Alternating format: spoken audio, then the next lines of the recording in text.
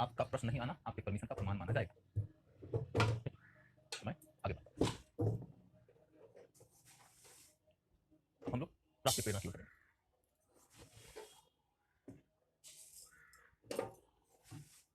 राष्ट्रीय प्रेरणा के तहत क्या देखते हैं? तो एक तो हमेशा से ही एक महत्वपूर्ण प्रेरणा है 1887 का रेवोल्यूशनरी उपाय।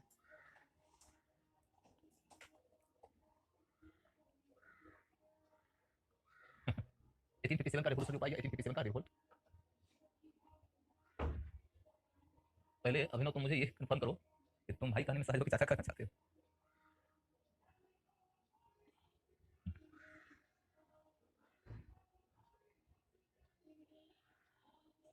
तो अब आगे 1857 के रिवोल्ट के बाद दूसरा जो सोर्स ऑफ इंस्पिरेशन है वह है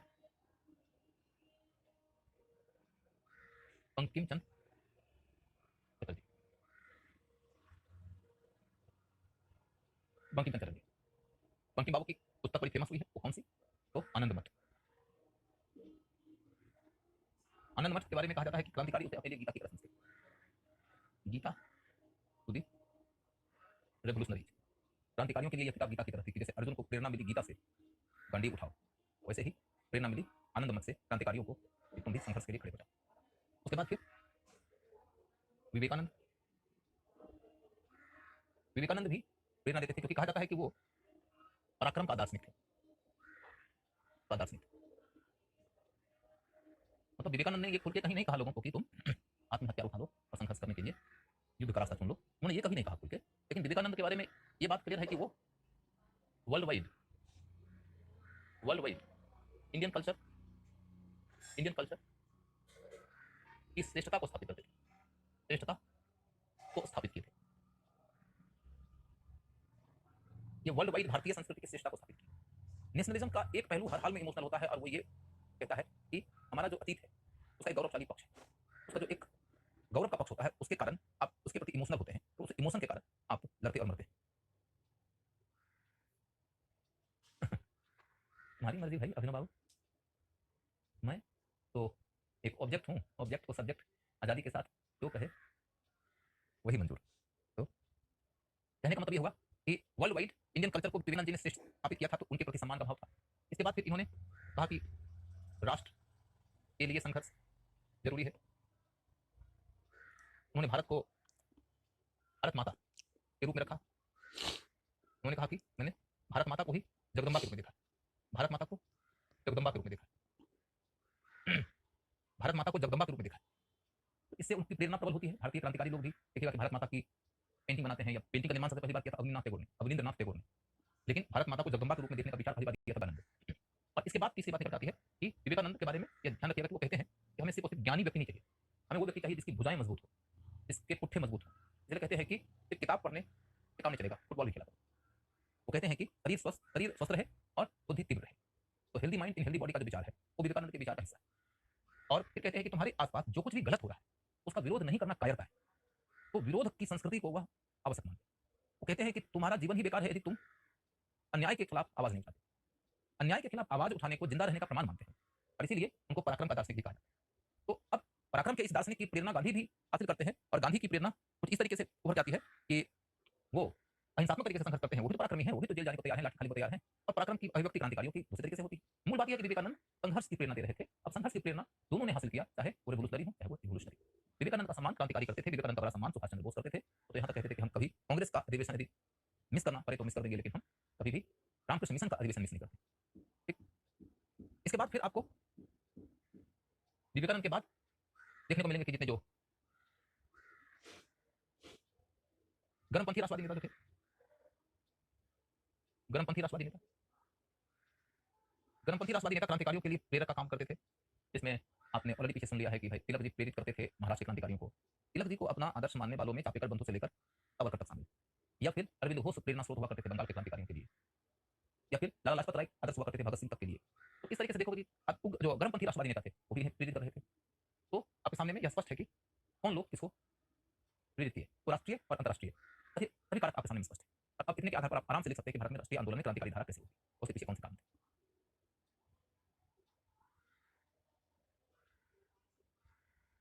बिफोर स्वदेशी ये सब मैं ऑलरेडी बता चुका हूँ, तो दोबारा बताने की जरूरत नहीं है। पोस्ट स्वदेशी में भी ये सब बता चुका हूँ, इसको भी दोबारा देखने की जरूरत नहीं है। ये सब मैं ऑलरेडी आपके सामने एक्सप्लेन कर चुका हूँ, ये भी एक्सप्लेन कर चुका हूँ। इसके बारे में भी प्रीलिम्स की तैयारी में कुछ उपयोगिता है, मेंस में बहुत ज़्यादा जानकारी नहीं चाहिए, सिवाय इसके। गदर के बारे में मैंने आपको बड़ी क्लैरिटी के साथ बताया था कि नंबर एक की इनका नाम गदर पार्टी क्यों पड़ता है, क्योंकि ये 1857 से प्रेरित थे, इसीलिए नाम ही उन्होंने रखा गदर पार्टी। गदर माने म्यूटिनी, है ना, रिवोल्ट, यानी विद्रोह हुआ था, उसी के आधार पर इन्होंने अपना नाम रखा गदर पार्टी। दूसरा पॉइंट, इनकी खासियत यह है कि भारत के सभी क्रांतिकारी संगठनों एवं नेताओं को एक मंच पर लाने की कोशिश करते थे।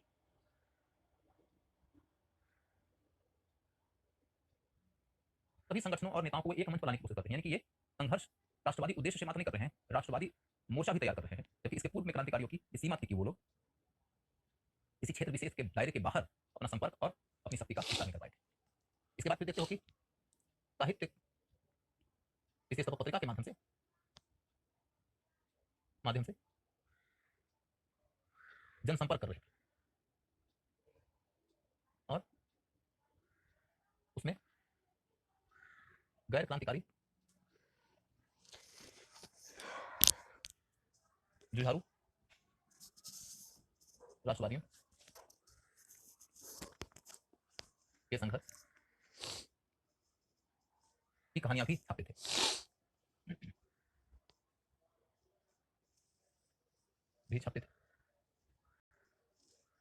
तो उसमें वो तिलक जी और लाला लाजपत राय जी और बिपिन चंद्र पाल और अरविंद घोष के बारे में भी बताते थे, ताकि लोगों को प्रेरणा मिलेगी। इसके बाद फिर देखोगे कि उन्होंने विदेशी सहायता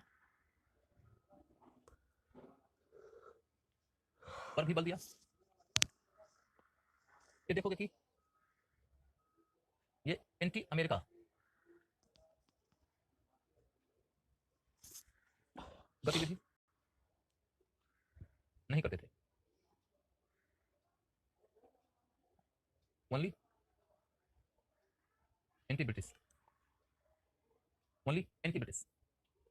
तो ये एंटी अमेरिका गतिविधि नहीं करते थे, क्योंकि इनकी मान्यता यह थी कि अमेरिका में हम रहते हैं और ऐसे में हमें अमेरिका के विरोध में काम नहीं करना चाहिए। हम लोगों को यह ध्यान रखना चाहिए कि इंग्लैंड के विरोध में हम संघर्ष करें, और इंग्लैंड के विरोध के लिए जो संघर्ष हम करना चाहते हैं, वो संघर्ष के लिए अमेरिका की सरकार को रुष्ट करने से हमें बचना चाहिए। ये ओवरऑल की पॉलिसी थी। अब 1857 से प्रेरित का मतलब सिंपल इतना ही नहीं कि प्रेरणा ली, यह कि उससे ये प्रेरणा लिया कि फिर से हमको उसी के पैटर्न पर भारत की सेना का राष्ट्रीयकरण करते हुए उस राष्ट्रीय सेना के सहयोग से देश को आजाद करना है। तो इसके ऊपर आपको एक्सप्लेन करना पड़ेगा, तो आराम से कर लेंगे, क्योंकि मैंने कल ही एक्सप्लेन कर रखा है। भारत के सभी क्रांतिकारी संगठनों और नेताओं को एक मंच पर लाने की कोशिश, और इसी के तहत आपको यह भी बता देना है कि भाई उन्होंने जो गदर नाम की पत्रिका निकाला है, वो भी एक भाषा में नहीं, अनेक भाषाओं में है, और वो एक धर्म के दायरे में नहीं बंद करना चाहते हैं, धर्म के दायरे को तोड़ना चाहते हैं। तो यहाँ आपको यह बता देना है कि वो धर्म और क्षेत्र, भाषा, इन सब के दायरा को तोड़कर एक बृहद विचार लेकर चल रहे हैं कि जिसमें कि भारत का एकीकरण उनके दिमाग में है, जिसके बदौलत उनको लगता है कि हम अखिल भारतीय स्तर पर संघर्ष चला पाएंगे। उसके बाद फिर बाकी चीजें तो बिल्कुल क्लियर है, तो कोई दिक्कत नहीं होनी चाहिए। इतनी ही बात लास्ट में रहती है कि चूंकि इनकी योजना गुप्त न रह सकी, सरकार को इनकी योजना की जानकारी हो गई, तो इनको सरकार के दमन चक्र का शिकार होना पड़ा। और इसलिए क्रांतिकारियों के योगदान के नाम पर सिर्फ इतनी ही बात हुई कि उन्होंने, कहते हैं ना कि तमाम पे परवाना कुर्बान हो गया, तो जब कुर्बान होता है तो उसकी कुर्बानी की कहानी प्रेरणा बन जाती है अगली लड़ाई के लिए। देश की आज़ादी की लड़ाई के लिए लड़ने वालों के मन में मरने का उत्साह और देश को आज़ादी तक पहुंचाने के लिए किसी प्रकार का त्याग और बलिदान कर देने का उत्साह तब मिलता है जबकि इसके पीछे कहानी हो कुर्बानी की। कुर्बानी की कहानी कुर्बानी को मजबूती देती है, कुर्बानी के लिए लोगों को मानसिक और हार्दिक स्तर पर तैयार करती है। यह अब इसके बाद फिर इस विषय को छोटे हुए आगे बढ़ते हैं। हम क्या देख रहे हैं, इंडिया हाउस ऑलरेडी बता चुका हूँ। इसी क्रम में एक बस इंडिया हाउस के साथ में यह याद रखेगा, इंडियन सोशोलॉजिस्ट नाम का एक मैगजीन निकालते थे श्याम जी कृष्ण वर्मा, इंडियन सोशोलॉजिस्ट एक कार्यक्रम निकालते थे, इंडियन सोशोलॉजिस्ट। इंडियन सोशोलॉजिस्ट कार्यक्रम में इनकी महत्वपूर्ण भूमिका रही। अब फिर देखोगे कि ये सब क्रांतिकारी लीडर्स हैं जो कि ऑलरेडी मैं दिखा चुका हूं, जो गदर से भी जुड़े रहे हैं। अब कामागाटा मारू ये बता चुका हूं। इस सब में आपको नाम याद रखना पड़ेगा, ध्यान रखिएगा कि एग्जाम में आपके सामने क्वेश्चन के रूप में ये बात लोग पूछ सकते हैं कि क्या रास बिहारी बोस जुड़े हुए थे गदर पार्टी से। तो यही रास बिहारी बोस थे जिन्होंने कि लॉर्ड हार्डिंग पे बम फेंका था। यही रास बिहारी बोस हैं जो चुने गए थे गदर पार्टी के लोगों की ओर से भारतीय क्रांतिकारियों का नेतृत्व करते हुए भारत की सेना के राष्ट्रीयकरण की कोशिश को अंजाम देने के लिए। ये रास बिहारी बोस हैं जो कि सरकार के दमन चक्र से बचने के लिए फिर इंडिया से बाहर चले गए और फिर जापान में रह गए। जापान की उन्होंने नागरिकता ले लिया। जापान की नागरिकता लेने के बाद जब वर्ल्ड वॉर 2 के दौरान शुरू होता है भारत को आजाद कराने का एक नया प्रयास, तो उस नए प्रयास का नेतृत्व रास बिहारी बोस को देने का प्रस्ताव किया जाता है। हालांकि रास बिहारी बोस के नाम पर भारत के अन्य राष्ट्रवादियों ने अपनी असहमति जता दिया क्योंकि दास बिहारी बोस उस समय जापानी नागरिकता ले चुके थे, तो उनको लग रहा था कि ये कहीं ऐसा ना हो जाए कि जापान के पक्ष में काम आ जाए। भारतीयता पर संदेह लोगों ने व्यक्त किया, क्योंकि नागरिकता जापान की ली जा चुकी।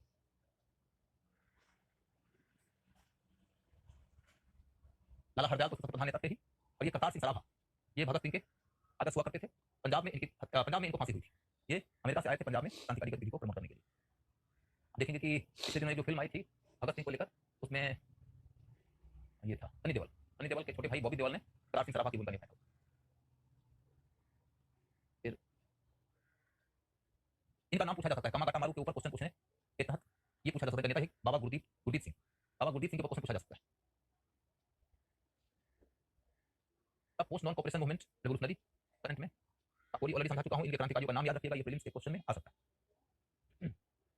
इसके बाद फिर इनके नाम को आपको स्पेशली याद रखना है, जो भगवत चरण बोहरा साहब, इन्होंने फिलोसफी ऑफ बॉम्ब रचना किया था चंद्रशेखर आजाद के साथ मिलकर। चंद्रशेखर आजाद बाकी चंद्रशेखर आजाद के साथ विचार करते हुए लिखे हुए यही है, लेकिन मैं आपको इंटरेस्ट ख्याल बता देता हूँ, पीटी में कंफ्यूज मत होइएगा। फिलोसफी ऑफ बॉम्ब का रचयिता यही है। फिलोसफी ऑफ बॉम्ब का मतलब क्या है? तो इसका मतलब यह है कि कहीं ना कहीं यहाँ पर ये बात कही जा रही है कि हम बम इसलिए नहीं फेंक रहे हैं क्योंकि हम हिंसा पसंद करते हैं। क्योंकि गांधी ने इस समय बम की राजनीति की आलोचना किया था, तो उसके जवाब में इन्होंने फिलोसफी ऑफ बॉम्ब लिखकर यह बताने का प्रयास किया कि क्रांति परिवर्तन के लिए आवश्यक है, और क्रांति के लिए जरूरत पड़े तो खून बहाने में कोई बुराई नहीं। यानी कि हम खून बहाने की संस्कृति को बिलोंग नहीं करते, हम क्रांतिकारी हैं, और क्रांति के लिए जरूरत पड़े तो खून बहाने के लिए हम तैयार हैं। ये बात यानी कि उन्होंने अहिंसा को नैतिकता का पर्याय मानने से मना कर दिया, परिवर्तन को अनिवार्य बताया, और परिवर्तन के लिए संघर्ष को अनिवार्य बताया, और संघर्ष के लिए क्रांतिकारी संघर्ष को बेहतर बताया, और क्रांतिकारी संघर्ष के लिए जरूरत पड़ेगी तो हिंसा होगी। या हिंसा को गांधी के द्वारा अनैतिक करार दिए जाने की आलोचना और उसका खंडन। ठीक है, जब तक कि आप अपने संघर्ष को दार्शनिक आधार नहीं देंगे, वैचारिक आधार नहीं देंगे, उसका औचित्य सिद्ध नहीं करेंगे, तब तक आपके विचार की, आपके संघर्ष की, आपके कुर्बान हो जाने की, बलिदान हो जाने की गाथा को लोकाधार नहीं मिले। ये लोकाधार दिलाने वाली किताब लिखी। इस क्रम में इनका नाम भी उल्लेखनीय है, ये सचिंद्रनाथ सान्याल। सचिंद्रनाथ सान्याल ये भी बहुत बड़े विचारक थे। सचिंद्रनाथ सान्याल भी बहुत बड़े विचारक थे, और ये सचिंद्रनाथ सान्याल साहब भी जुड़े हुए थे इससे, हिंदुस्तान रिपब्लिकन एसोसिएशन से। हिंदुस्तान रिपब्लिकन एसोसिएशन से सचिंद्रनाथ सान्याल का भी नाम जुड़ा हुआ था। उन्होंने बंदी जीवन नाम की किताब लिखा। ये बहुत बड़े विचारक बनकर उभरे थे क्रांतिकारियों के पक्ष में। गांधी के साथ में इनका लंबा विमर्श हुआ था, इनके साथ में गांधी का पत्राचार भी हुआ था, और गांधी ने इनके पत्रों को अपने अखबार में छापा भी। तो इनके और गांधी के बीच में जो वैचारिक द्वंद्व हुआ था, इसमें ये कह रहे थे, ये जो सान्याल साहब थे, वो गीता का दार्शनिक आधार लेकर आए थे, गीता का दार्शनिक आधार लेकर आए थे, गीता का दार्शनिक आधार लेकर आए थे, जिसमें इनका यह कहना था कि गीता में युद्ध का दर्शन सिखाया गया है, युद्ध का दर्शन सिखाया गया है, और युद्ध का दर्शन ये कहता है कि धर्म की स्थापना के लिए अन्याय के अंत के लिए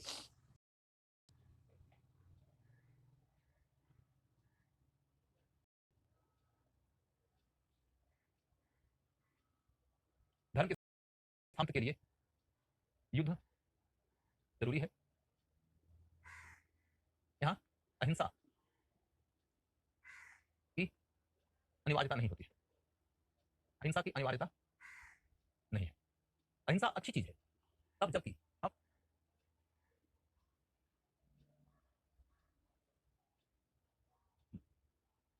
अन्याय के दौर से नहीं गुजर रहे हो, अधर्म के दौर से नहीं गुजर रहे, जब अधर्म ने सत्ता पर कब्जा कर रखा हो और अन्याय का बोलबाला और धर्म का हनन हो रहा हो, तो धर्म की स्थापना के लिए संघर्ष जरूरी है, और संघर्ष के लिए सबसे बढ़िया उपाय क्रांतिकारी संघर्ष है, और इसमें हिंसा यदि होती है तो हिंसा कोई संस्कृति नहीं है जिसमें हम यकीन करते हैं। हिंसा एक व्यवस्था में चुना हुआ विकल्प है, इसका कोई दूसरा विकल्प नहीं। हिंसा हमारी व्यवस्था में चुना हुआ हमारा वो विकल्प है जिसके सिवा हमारे पास और कोई दूसरा विकल्प नहीं है।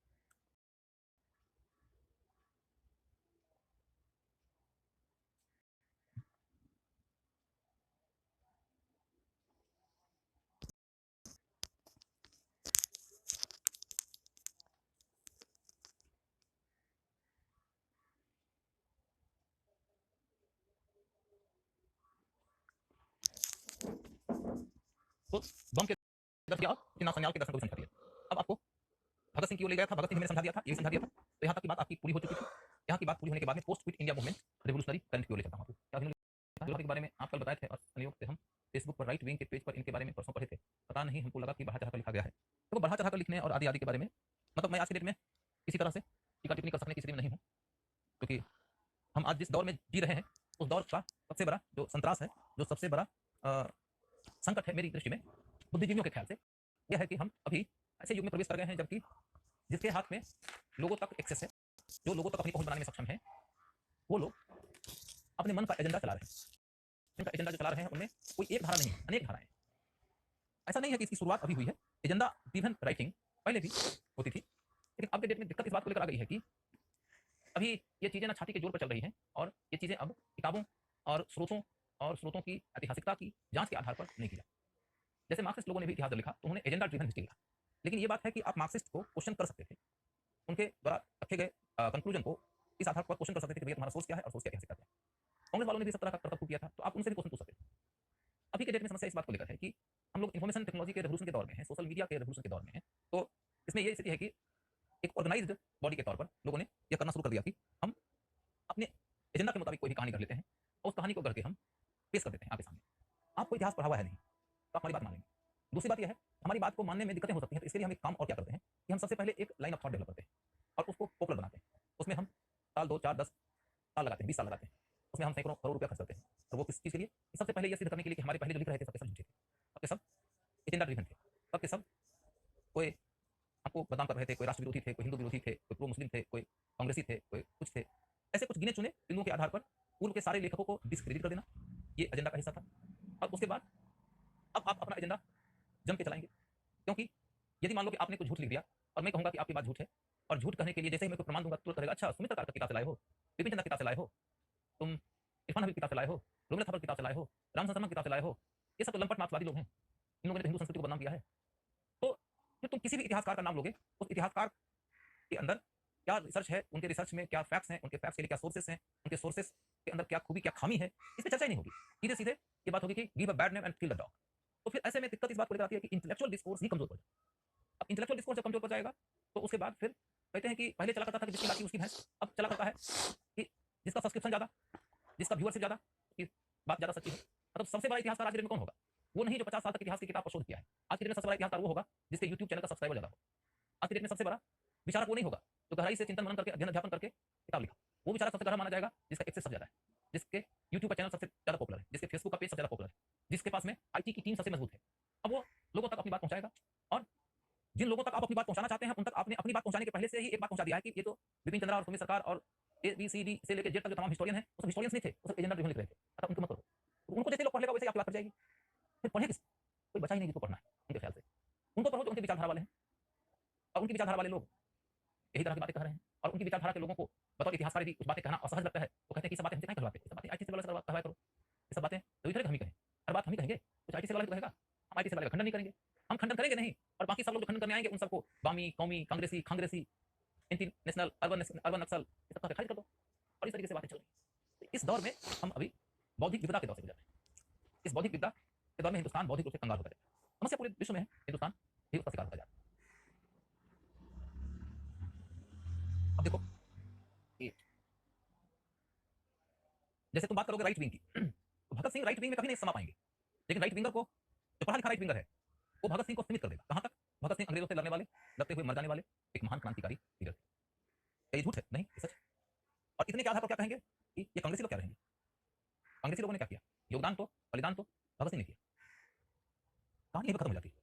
लेकिन देश के लिए लड़ने और मरने और शहादत देने वाले लोगों में अनेक क्रांतिवीर हुए हैं। भगत सिंह यदि सबसे श्रेष्ठ माने जाते हैं क्रांतिकारियों में तो इसलिए क्योंकि वो बहुत गहरे विचारक भी थे। विचारक के तौर पर क्या थे? तो भगत सिंह किसी सत्य हिंदू धर्म पर आधारित राष्ट्रवाद के विचार को नहीं माने। भगत सिंह के नेशनलिज्म का मॉडल क्या था? क्या भगत सिंह हिंदू राष्ट्र के विचार को मानेंगे? नंबर 2, क्या भगत सिंह पूंजीवाद को खुली छूट देने वाले आर्थिक प्रणाली को मानेंगे? इन दो बिंदुओं के ऊपर भगत सिंह का राइट विंग के साथ में बहुत जबरदस्त अंतर्विरोध। लेकिन राइट विंग के जो नेशनलिस्ट विचार के लोग होते हैं वो भगत सिंह को सीमित करते हैं इस विषय पर कि भगत सिंह सिर्फ और सिर्फ अंग्रेजों से लड़ने और मरने वाले क्रांतिकारी थे। तो यहाँ आपको कई तरह की समस्याएं नजर आएंगी। आप इधर लेके चलो तो यहाँ पर आपके सामने में जो धारा आ रही है इंडियन नेशनल आर्मी की। इंडियन नेशनल आर्मी के बारे में थोड़ा संक्षेप में लिख लो, लिख लो। आजाद हिंद फौज, आजाद हिंद फौज का गठन, आजाद हिंद फौज का गठन,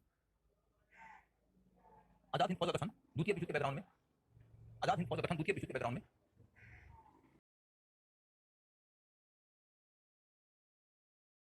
जब राष्ट्रवादियों का एक समूह जापान की सहायता से भारत को आजाद कराने का विचार लेकर प्रस्तुत हुआ। जापान की सहायता से भारत को आजाद कराने का विचार लेकर प्रस्तुत। ये राष्ट्रवादी ये राष्ट्रवादी ये राष्ट्रवादी वो लोग थे जो द्वितीय विश्व युद्ध के दौरान जापान से लड़ते हुए उनकी गिरफ्त में आ गए थे। जापान से लड़ते हुए उनकी गिरफ्त में आ गए थे। कैप्टन मोहन सिंह ने पहली दफा पहली बार यह विचार प्रस्तुत किया जिसे जापान की सरकार ने स्वीकार कर लिया। इसके तहत रास बिहारी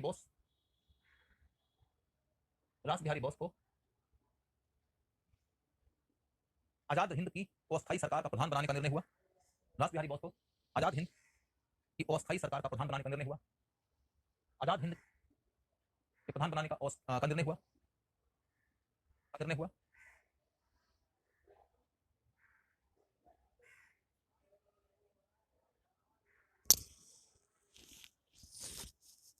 इसके लिए साउथ ईस्ट एशिया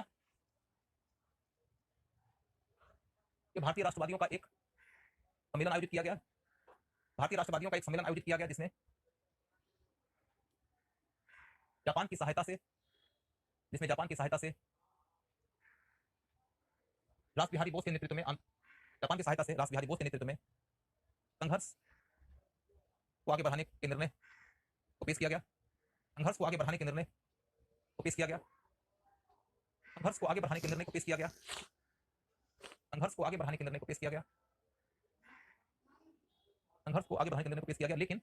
लेकिन उस सम्मेलन में रास बिहारी बोस का नाम स्वीकार्य नहीं हो पाया।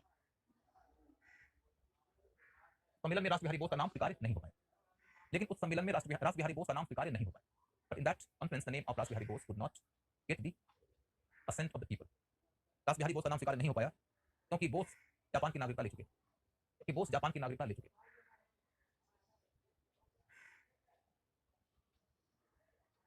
इसलिए सितंबर 1942 से शुरू होने वाली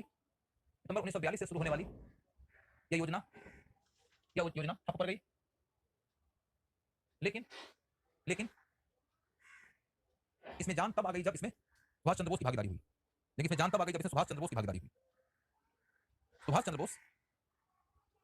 बोस भारत से छद्मवेश धारण कर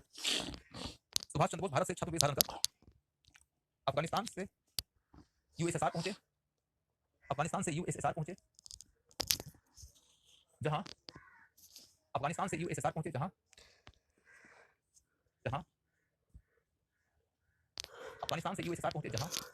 जाकर पता चला कि इंग्लैंड और यूएसएसआर के बीच गठजोड़ हो गया है। इसलिए विदेशी सहायता प्राप्त कर देश को आजाद कराने की संभावना की तलाश करते हुए वो जर्मनी चले गए। जहां उन्होंने इंडियन लीजन का गठन किया। हिंदी में भी लिख सकते हैं,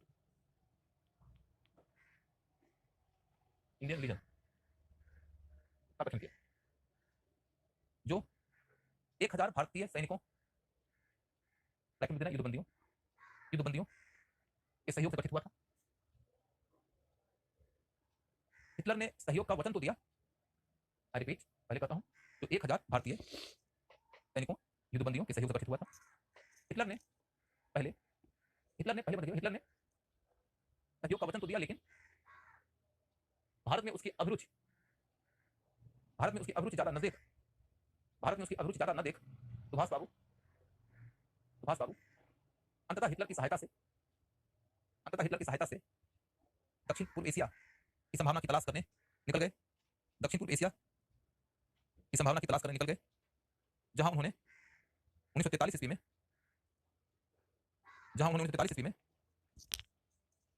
आजाद हिंद सरकार का गठन किया। वो इस सरकार का प्रधान थे और साथ ही साथ उन्होंने इसकी सेना के कमांडर इन चीफ का पद भी संभाल लिया।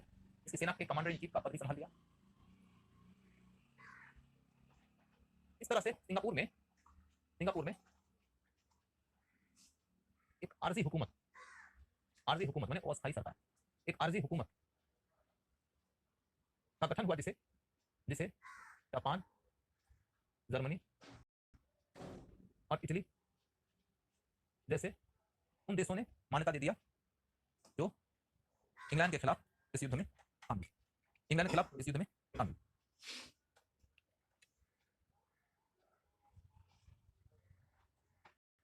भारत को आजाद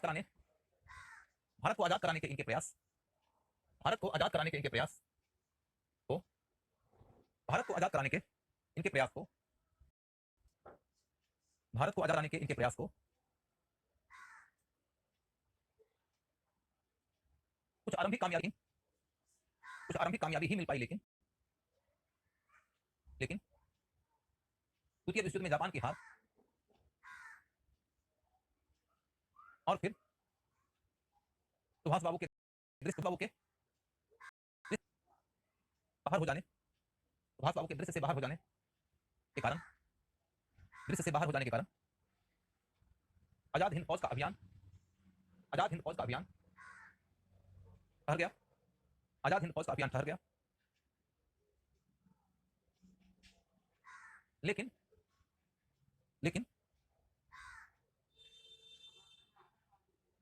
आजाद हिंद फौज के सैनिकों और अधिकारियों के ऊपर आजाद हिंद फौज के सैनिकों और अधिकारियों के ऊपर आजाद हिंद फौज के सैनिकों और आजाद हिंद फौज से गिरफ्तार सैनिकों और अधिकारियों के ऊपर सरकार के मुकदमा की कार्रवाई ने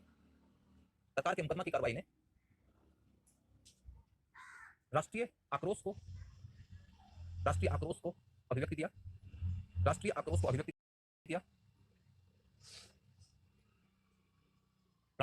अभिव्यक्ति दिया, जिससे भारत छोड़ो आंदोलन के बाद के काल में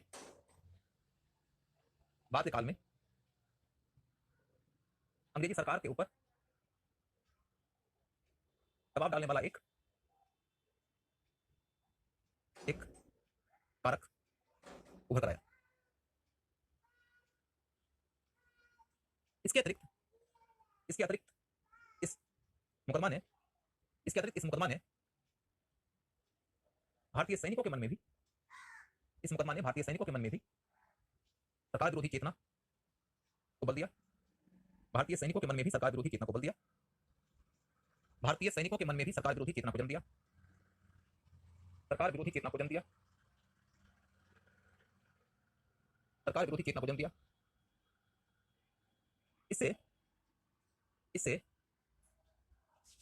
इससे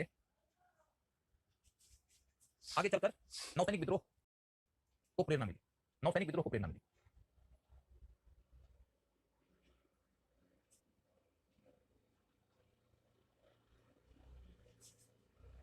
आजाद हिंद फौज के मुकदमे से उपजा हुआ आंदोलन एवं नौसैनिक विद्रोह एवं उसके पक्ष में उभरा हुआ जन आंदोलन एवं उसके पक्ष में उभरा हुआ जन समर्थन का राजनीतिक महत्व यह है कि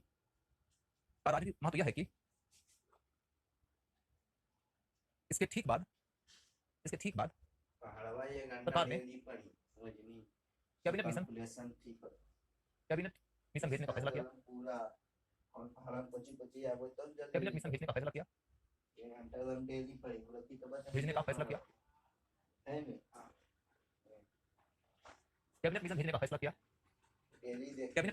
किया। इसमें यह कहा गया कि सरकार अब भारत को आजाद करने के लिए तैयार है।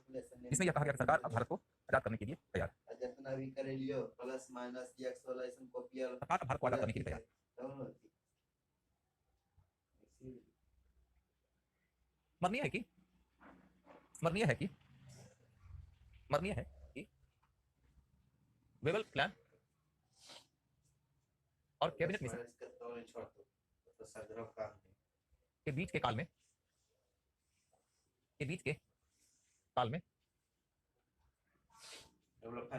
कांग्रेस की ओर से कोई आंदोलन नहीं चला था।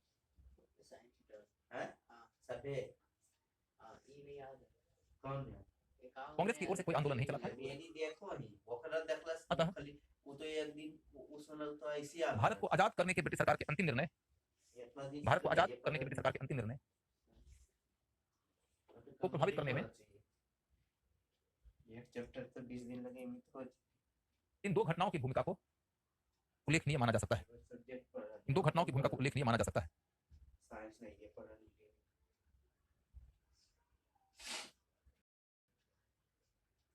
उल्लेखनीय माना जा सकता है। ये हमारी बात पूरी हो गई।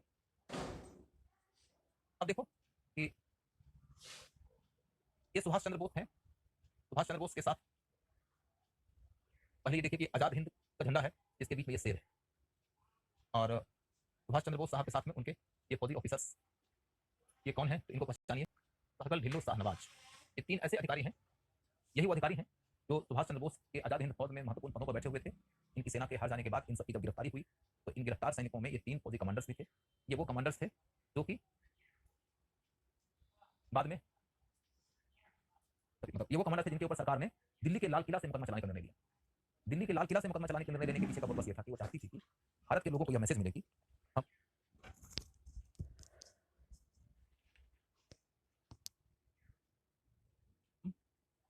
इतनी कठोर कार्रवाई करने जा रहे हैं कि आने वाले लोगों को भी विरोध करने के नाम से डर लगे।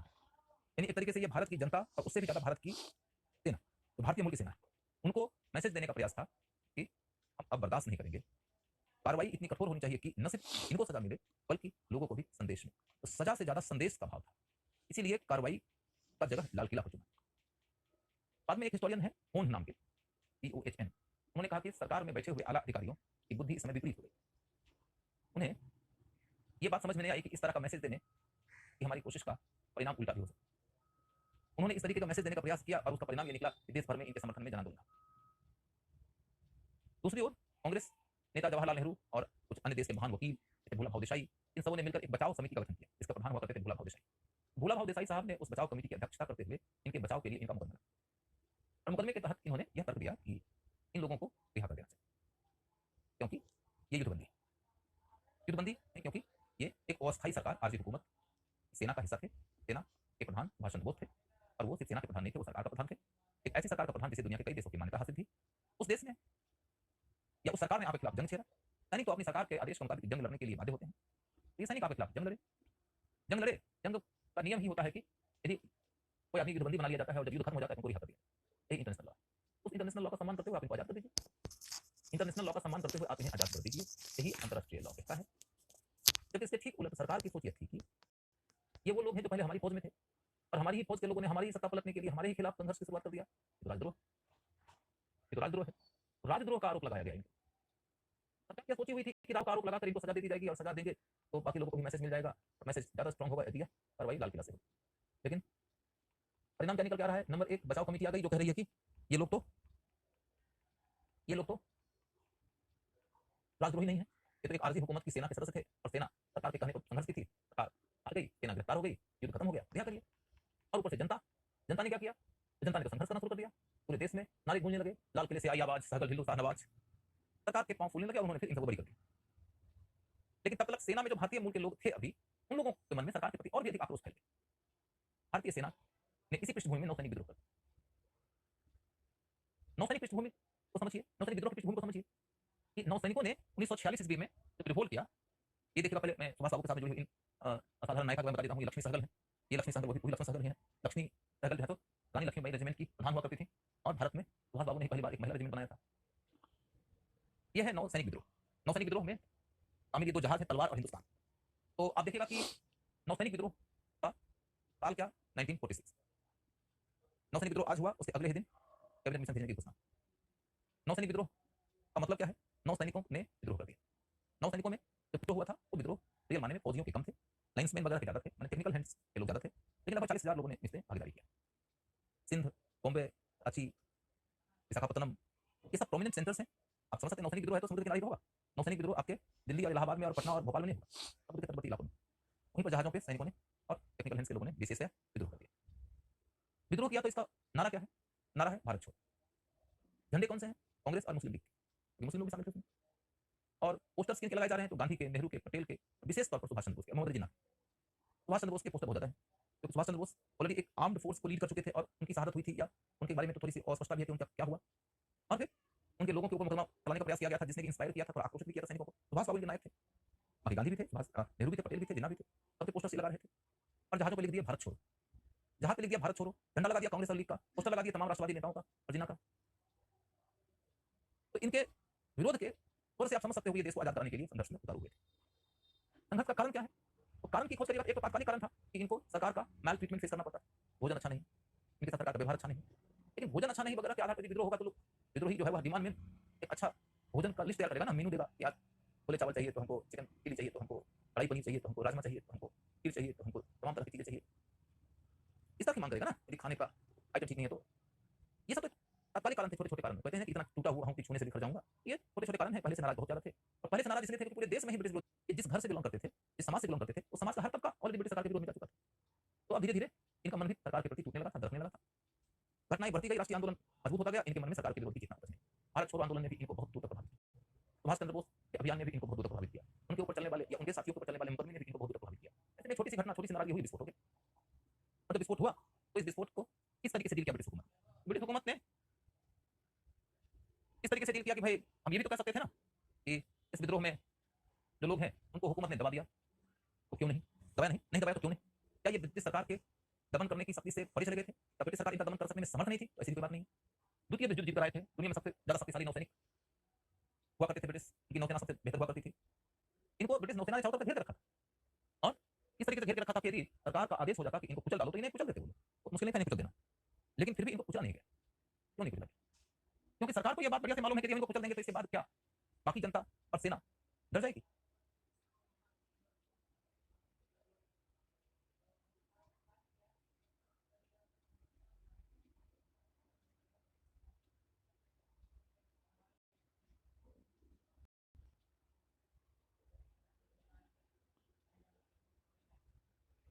तो फिर देश की जनता हमारे खिलाफ जो एक अपराध पैदा करेगी, तो बाकी सैनिकों के मन में जो क्षोभ पैदा होगा, उसके बाद हिंदुस्तान में अंग्रेजों की फजीहत हो जाएगी।